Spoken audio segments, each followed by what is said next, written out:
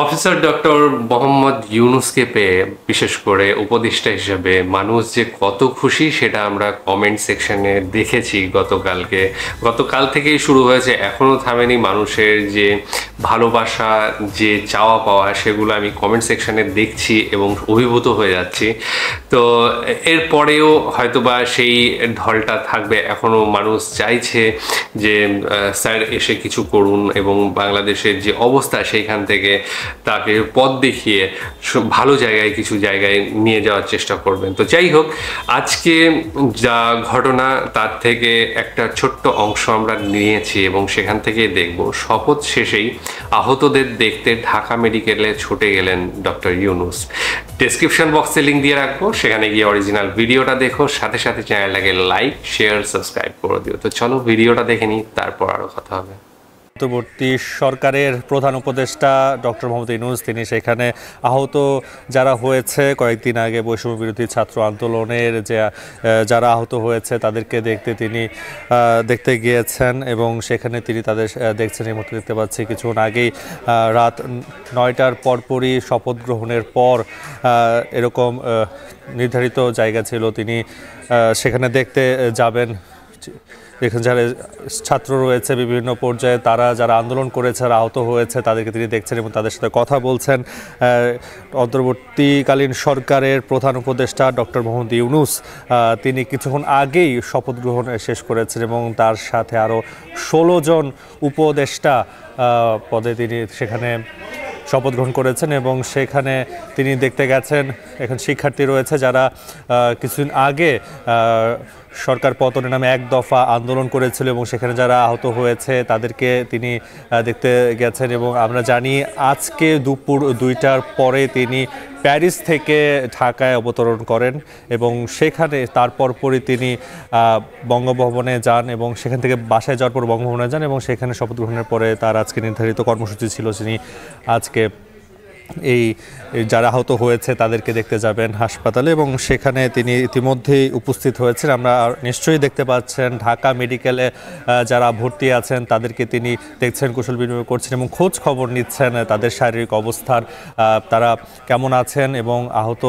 এবং আমরা দেখেছিলাম তিনি বিমানবন্দরে যখন কথা বলছিলেন তিনি আবু সাইদের কথা বলছিলেন এবং আবেগ আপ্লুত হয়ে গেছেন আবু সাইদের কথা বলে।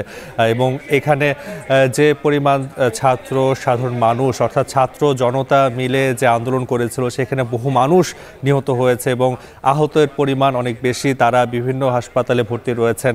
এবং প্রধান উপদেষ্টার পদে তিনি শপথ গ্রহণের পরেই তিনি প্রথমেই তিনি দেখতে গেছেন সেই আন্দোলনে যারা আহত হয়েছেন তাদেরকে এবং সেটাই আমরা এখন দেখতে পাচ্ছি স্ক্রিনে। আমরা যদি বলি ডক্টর মোহাম্মদ ইউনুস এর আগে 1996 সালের তত্ত্বাবধায়ক সরকারের সময় তিনি উপদেষ্টার দায়িত্ব পালন করেছেন। আমরা জানি 2006 সালে তিনি নোবেল পুরস্কার বিজয়ী হন এবং সেখানে আমরা এখন এই মুহূর্তে দেখতে পাচ্ছি তিনি যারা আহত হয়েছিল সেই সময় আমরা নিশ্চয়ই বলছিলাম সেখানে তিনি তাদেরকে দেখছেন, কথা বলছেন এবং তাদের সুচিকিৎসাতে হয় সেটা নিশ্চয়ই তিনি নিশ্চিত করতেই সেখানে গিয়েছেন। এই কর্মসূচি ছিল এবং শপথ গ্রহণের পরেই তিনি এই কর্মসূচি তিনি এখানে দেখতে গেছেন যারা আন্দোলনে আহত হয়েছে এবং বহু মানুষ সেখানে আহত হয়েছে এবং যারা আমি একটু আগেই বলছিলাম তিনি এই যে অন্তর্বর্তীকালীন সরকার গঠিত হয়েছে এবং সেই সরকারেরও একটি তাদের দায়িত্ব রয়েছে বা তারা বলছিল তারা এই কাজটা করবে যে যারা এই আন্দোলনে সম্পৃক্ত ছিল, যারা এই আন্দোলনকে ঘিরে সহিংসতা চালিয়েছে, হত্যাকাণ্ড চালিয়েছে, তাদের বিচারও এই অন্তর্বর্তীকালীন সরকার করবেন। ডক্টর মোহাম্মদ ইউনুসকে আমরা দেখতে পাচ্ছি তিনি কথা বলছেন আহত যারা হয়েছে তাদের সাথে এবং তাদের পরিবারের লোকজনও সেখানে আছে আমরা দেখতে পাচ্ছি। এবং শপথ শেষে আহতদের খোঁজ নিতে ইতিমধ্যেই ঢাকা মেডিকেল অবস্থান করছেন প্রধান উপদেষ্টা ডক্টর মোহাম্মদ ইউনুস। তিনি বর্তমানে অন্তর্বর্তীকালীন সরকারের প্রধান উপদেষ্টা দায়িত্ব নিয়েছেন এবং ডক্টর মোহাম্মদ ইউনুসের সাথে আরও 16 জন রয়েছেন উপদেষ্টা হিসেবে এবং ইতিহাসে প্রথমবারের মতো 2 জন শিক্ষার্থী, ঢাকা বিশ্ববিদ্যালয়ের শিক্ষার্থী, তারা এই অন্তর্বর্তীকালীন সরকারে উপদেষ্টা হিসেবে দায়িত্ব পালন করবেন। এছাড়া বাকি সদস্যদের মধ্যে শিক্ষক রয়েছেন, মানবাধিকার কর্মী রয়েছেন, বিভিন্ন পর্যায়ের মানুষজন রয়েছেন। তারা এবার 16 জনের যে সদস্য এবং ডক্টর মোহাম্মদ ইউনূস প্রধান উপদেষ্টার দায়িত্ব পালন করবেন। ইতিমধ্যেই ঢাকা মেডিকেলে অবস্থান করছেন অন্তর্বর্তীকালীন সরকারের প্রধান উপদেষ্টা ডক্টর মোহাম্মদ ইউনূস। তিনি রোগীর স্বজনদের সাথে কথা বলছেন, খোঁজ খবর রাখছেন এবং খোঁজ খবর নিচ্ছেন যে কে কেমন আছে এবং আহতদের আশ্বাস দিচ্ছেন এবং তাদের সুচিকিৎসা যাতে হয় সে ব্যাপারে তিনি নিশ্চিত করছেন। পাশাপাশি যারা নিহত হয়েছেন তাদের ক্ষেত্রেও তিনি যে বিচার কাজ করবেন সেই ব্যাপারেও তিনি নিশ্চিত করেছেন এবং দেশের বর্তমান পরিস্থিতি কিভাবে মোকাবেলা করা যায়, কিভাবে তিনি এই অবস্থা থেকে উত্তরণ করা যায় বর্তমান বাংলাদেশে সেটা নিয়েও তিনি কথা বলেছেন। এর আগে 2006 সালে যেমনটি বলছিলাম তিনি নোবেল পুরস্কার পান। এরপর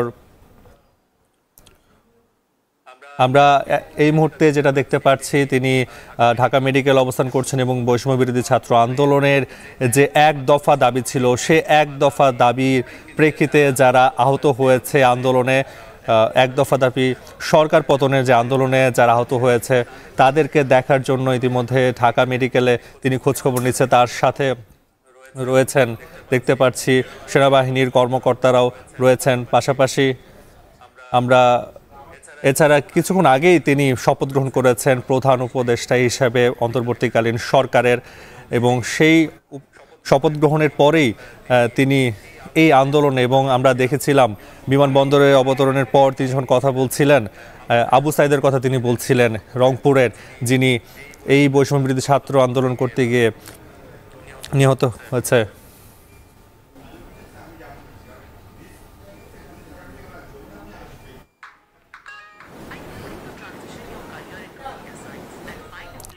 আমরা অর্থনীতিবিদ ডক্টর মোহাম্মদ ইউনূসের কথা বলছিলাম এবং তিনি শান্তিতে নোবেল পুরস্কার পেয়েছেন এবং আমরা পাশাপাশি দেখতে পাচ্ছি নতুন অন্তর্বর্তীকালীন সরকারের আরেকজন উপদেষ্টাকে আমরা পাশে দেখতে পাচ্ছি এবং সালেউদ্দিন আহমেদ, তিনি দেখতে পাচ্ছি সাবেক গভর্নর বাংলাদেশ ব্যাংকের, ওনাকেও দেখতে পাচ্ছি ডক্টর মোহাম্মদ ইউনূসের পাশে, তিনি খোঁজ খবর নিচ্ছেন।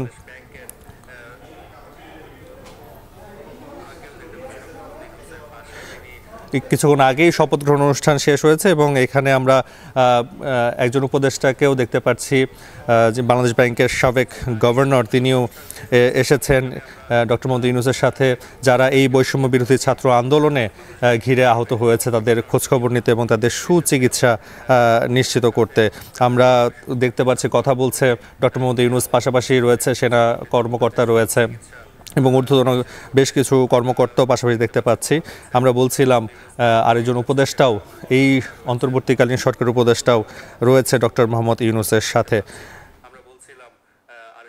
বাংলাদেশ ব্যাংকের সাবেক গভর্নর ডক্টর সালেউদ্দিন আহমেদের কথা বলছিলাম, তাকেই দেখা যাচ্ছে এখন বর্তমানে এবং পাশেই ডক্টর মোহাম্মদ ইউনূসকে আমরা দেখতে পাচ্ছি দায়িত্ব গ্রহণের পরেই তিনি ঢাকা মেডিকেলে গেছেন এবং সেখানে আহত রোগীদের খোঁজ খবর নিচ্ছেন। যেটা বলা হচ্ছিল আজকে দুপুর 2টার পরে তিনি ঢাকায় অবতরণ করেন, তিনি প্যারিস অলিম্পিকে সেখানে ছিলেন। প্যারিস অলিম্পিকের পর সেখান থেকে তিনি আজকে দুপুরে ঢাকা অবতরণ করার পর নিজ বাসা গুলশান থেকে বঙ্গভবনে যান এবং রাত 9টার পরপরই সেখানে শপথ অনুষ্ঠান হয় এবং শপথ অনুষ্ঠানে আমরা দেখতে পেয়েছি সেখানে ডক্টর মোহাম্মদ ইউনূসের সাথে আরও 16 জন উপদেষ্টা, সেখানে বাংলাদেশের ইতিহাসে প্রথমবারের মতো 2 জন শিক্ষার্থী এই উপদেষ্টা পরিষদে উপদেষ্টাতে রয়েছে এবং সেখানে আমরা দেখেছি রাষ্ট্রপতি তাদের শপথ পাঠ বাক্য করা এবং মন্ত্রিপরিষদ সচিব সেখানে সেই শপথ অনুষ্ঠান সঞ্চালনা করেন এবং পরিচালনা করেন এবং সেই শপথ অনুষ্ঠানের পর সেখানে নৈশভোজের আয়োজন করা এবং এই শপথ অনুষ্ঠানে আমরা জানি যে যারা উপস্থিত ছিলেন দেশের বড় রাজনৈতিক কর্মীরা ছিলেন, রাজনৈতিক দলের নেতারা তারা ছিলেন এবং বর্তমানে ঢাকা মেডিকেল কলেজে আমরা দেখছি যে আহতদের খোঁজখবর নিতে ডক্টর মোহাম্মদ ইউনূস গিয়েছেন খবর নিতে, এবং তিনি যেটা বলছিলেন যে এই বৈষম্য বিরোধী ছাত্র আন্দোলনে, সরকার পতনের আন্দোলনে যারা আহত হয়েছে তাদের খোঁজখবর এবং চিকিৎসার ব্যাপারটা তিনি দেখবেন। পাশাপাশি যারা নিহত হয়েছে তাদের বিচারও এই অন্তর্বর্তীকালীন সরকার করবে, এবং দেশের বর্তমান পরিস্থিতি প্রেক্ষাপট ঘিরে যেসব জায়গায় উন্নতি করা দরকার সেই উন্নতির জায়গাটাও এই সরকার দেখবেন বলে তিনি জানিয়েছেন। আমরা দেখতে পাচ্ছি তিনি আস্তে আস্তে ঢাকা মেডিকেলে অবস্থান করছেন এবং আস্তে আস্তে তিনি বের হচ্ছেন সেই কক্ষ থেকে, যে কক্ষে রোগীরা রয়েছেন, এবং সবার সাথেই তিনি মোটামুটি কথা বলেছেন এবং কুশল বিনিময় করেছেন। পাশাপাশি রোগীদের পাশে আমরা দেখতে পাচ্ছি স্বজনরা রয়েছেন, তাদের সাথেও কথা বলেছেন, তাদের সবার খোঁজ খবর নিয়েছেন, এবং সেই বঙ্গভবন থেকে ঢাকা মেডিকেলে যাত্রা করেছেন। এবং বঙ্গভবনের আমরা নিশ্চয়ই আপনারা দেখতে পাচ্ছেন যে বঙ্গভবনের পর, শপথ গ্রহণের পর ঢাকা মেডিকেলে আমরা ডক্টর মোহাম্মদ ইউনূস অবস্থান করছেন। কিছুক্ষণ আগে অন্তর্বর্তীকালীন সরকার গঠন হয়েছে। ডক্টর মোহাম্মদ ইউনূস সহ 17 জন সদস্য রয়েছে অন্তর্বর্তীকালীন এই সরকারে, যেখানে আমরা কিছুক্ষণ আগে বাংলাদেশ ব্যাংকের সাবেক গভর্নর ডক্টর সালাউদ্দিন আহমেদকেও দেখতে পাচ্ছিলাম, এবং দুজন শিক্ষার্থী রয়েছে, নাহিদ ইসলাম রয়েছে, এই বৈষম্য বিরোধী ছাত্র আন্দোলনের সমন্বয়কও এই উপদেষ্টা পদে রয়েছেন অন্তর্বর্তীকালীন সরকারে।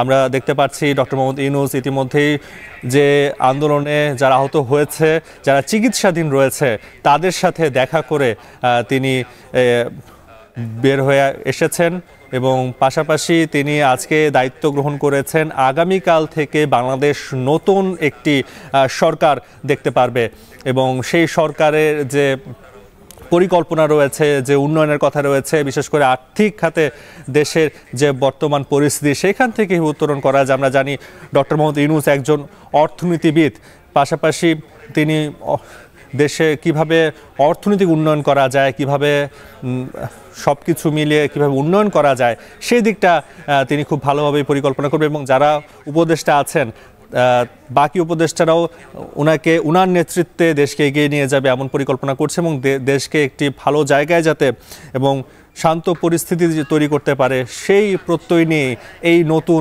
অন্তর্বর্তীকালীন সরকারের যাত্রা শুরু হয়েছে। আজকে আমরা দেখেছি সমন্বয়করা, যারা বৈষম্য বিরোধী ছাত্র আন্দোলনের যারা সমন্বয়ক ছিল, তাদের কথায় বা তাদের যে প্রস্তাবনা ছিল ডক্টর মোহাম্মদ ইউনূসকে প্রধান উপদেষ্টা করার অন্তর্বর্তীকালীন সরকারে, এবং পাশাপাশি ঢাকা বিশ্ববিদ্যালয়ের শিক্ষক ডক্টর আসিফ নজরুলও এই অন্তর্বর্তীকালীন সরকারের উপদেষ্টা পদে রয়েছে।